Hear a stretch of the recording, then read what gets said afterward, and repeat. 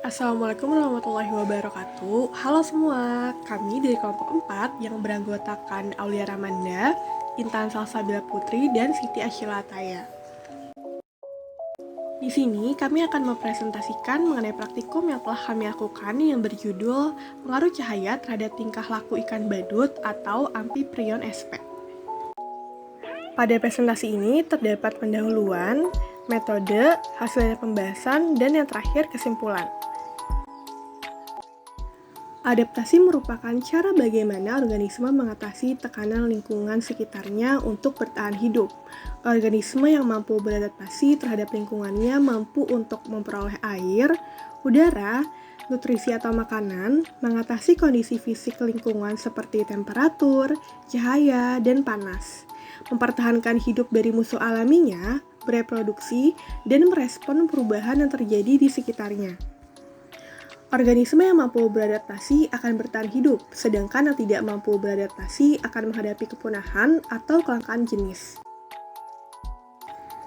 Clownfish atau Amphiprion sp termasuk jenis ikan hias akuarium air laut yang paling banyak diminati oleh kalangan pecinta ikan hias. Ikan ini hidup secara bergerombol. Habitat di alam selalu berdampingan atau bersimbiosis dengan anemon laut. Simbiosis spesifik tersebut membuat Amphiprion sp ini mendapatkan julukan anemon fish.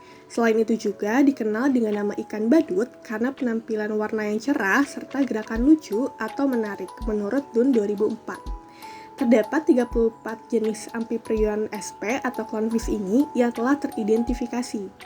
Ditemukan pada perairan dangkal sampai dalam dan pada dasar yang berkarang.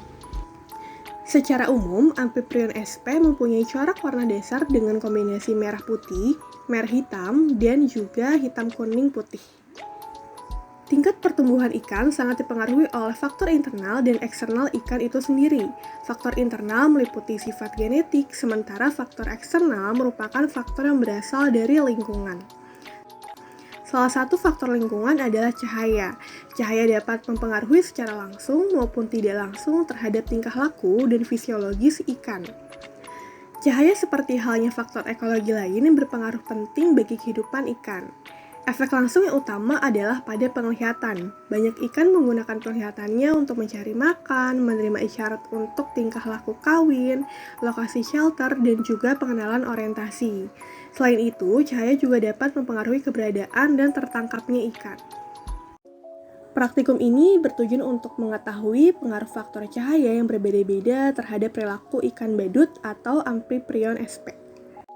Selanjutnya ada metode. Yang pertama ada waktu penelitian, yaitu dilakukan dari bulan September sampai November 2021 dan berlokasi di rumah masing-masing praktikan. Alat dan bahan yaitu akuarium kaca berukuran 40 x 20 cm, ikan badut, air laut, pakan pelet ikan, alat tulis, serok, aerator, selang aerator, timbangan analitik, lampu belajar, dan juga kamera handphone.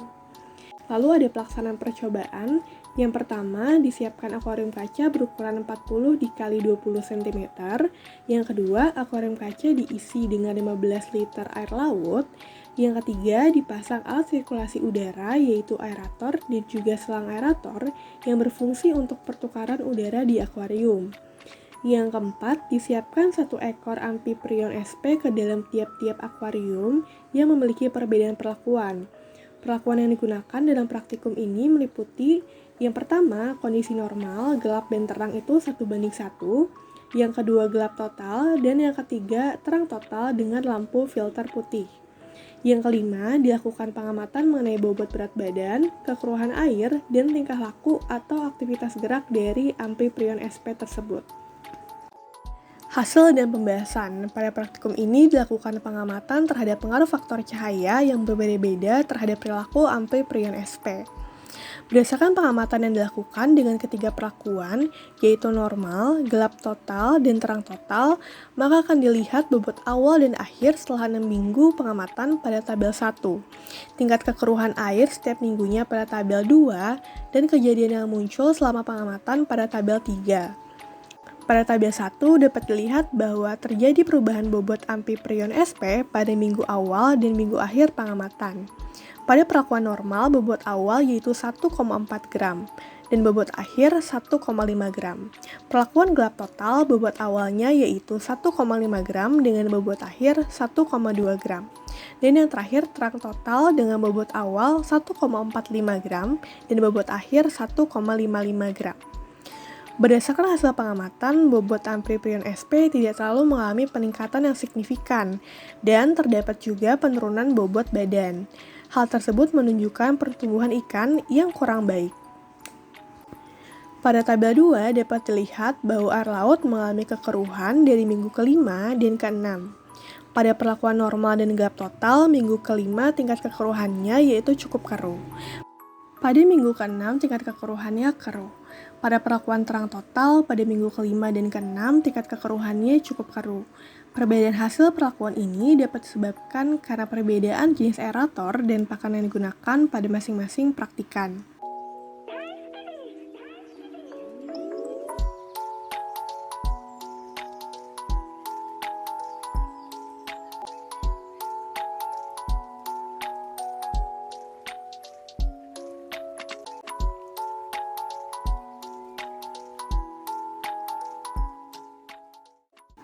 Pada tabel 3 menunjukkan bahwa minggu pertama ikan tidak mengalami perubahan tingkah laku, dikarenakan pada minggu pertama masih dalam tahap penyesuaian perlakuan. Sedangkan pada minggu kedua sampai minggu keempat, pada perlakuan normal dan gelap total, ikan masih dalam keadaan normal, yaitu aktif berenang pada akuarium. Berbeda pada perlakuan terang total, ikan cenderung berenang menjauhi cahaya. Pada minggu ke-5 dan ke-6, dengan perlakuan normal, pergerakan ikan kurang aktif dan mengalami perubahan tingkah laku yaitu berenang di bagian dasar akuarium dan terkadang berenang naik ke permukaan. Sedangkan pada perlakuan gelap total, ikan mulai mengalami perubahan tingkah laku yaitu berenang di dasar akuarium dan sempat berenang dengan berputar pada akuarium. Lalu pada perlakuan terang total, berbeda dengan minggu sebelumnya, ikan cenderung berenang pada tepi bagian tengah akuarium.